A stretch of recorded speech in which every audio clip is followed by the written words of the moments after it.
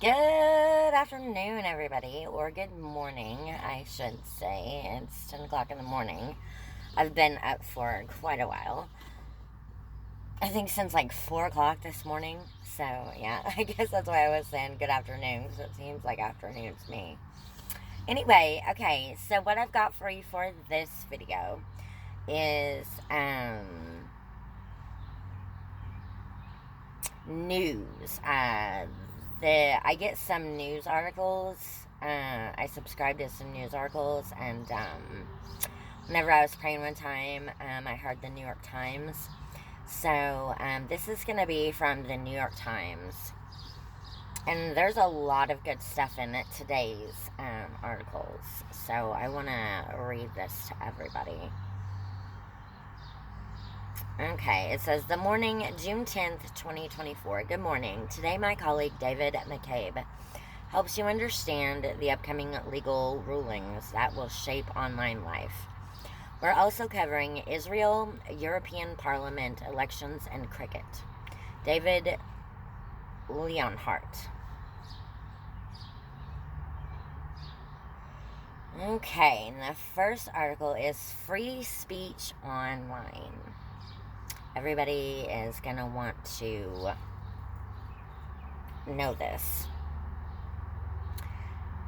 David McCabe says, here is a puzzle at the center of online life. How should we balance freedom of speech with the flood of slanderous statements, extremist manifestos, and conspiracy theories that proliferate on the internet? The United States decided decades ago to let private companies solve that quandary themselves. The Supreme Court made this position official in 3 major rulings in the 1990s and early 2000s. The lawmakers aren't sure about this arrangement now that giant online platforms are the new town square. The left says Facebook, YouTube, TikTok, and the rest should take more content down, especially hate speech and disinformation. The right says the companies which removed posts about COVID and the 2020 election shouldn't set the rules for discussions about politics and culture. Now, a series of federal court cases will address these questions. Supreme Court justices will decide a few in the next month or two.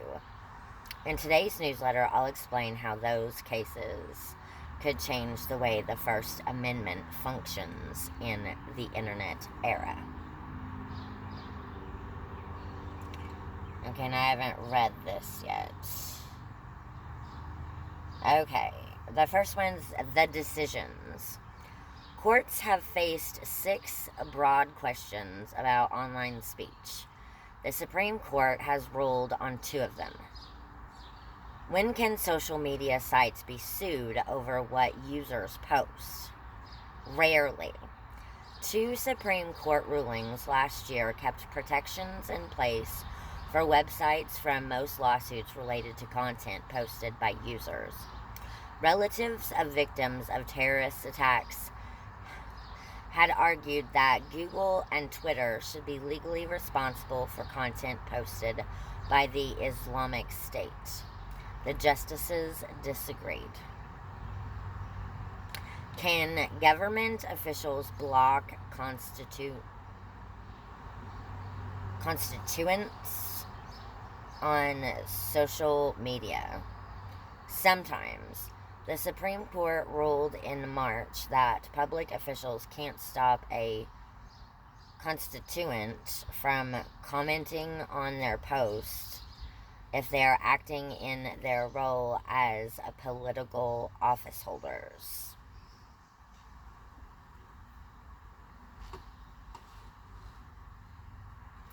Okay, the next section is called the questions. 4 other philosophical questions are still in progress. Can the government force social media sites to host political content? Twitter, YouTube, and Facebook suspended Donald Trump in 2021 after the January 6th riots. Then Florida and Texas passed laws designed to restrict such moves. The Supreme Court will soon rule on those laws, and the justices appeared skeptical of them during oral arguments. In February, my colleague Adam Liptak reported. When can the United States push social media sites to remove content? The government prodded social media services to take down certain posts related to COVID and elections. Missouri, Louisiana, and 5 individuals argued that's a violation of the First Amendment. They say the government used private companies to stifle a specific viewpoint. The Supreme Court seemed wary of the lawsuit in March. The justices' skepticism of conservatives' arguments is a sign of how complex it is to draw boundaries in this area of the law. Can the government restrict access to online pornography? Texas passed a law last year that requires adult sites to check the age of their visitors. Parents can sue sites if the sites fail to do so and their child views pornography. If the law stands, adults will need to reveal their identity to pornography sites instead of remaining anonymous. The sites say this puts a barrier between adults and speech they have a right to view under the Constitution. The case is now in federal appeals courts. Can the government ban a foreign-owned social media platform? President Biden signed a law in April that will ban TikTok unless it is sold by its Chinese parent company. Citing national security, TikTok says the measure curtails free speech rights, both its own and its users. Federal courts are planning to hear the case this year. If they uphold the law, it will affirm the federal government's right to eliminate a platform for speech in the national interest.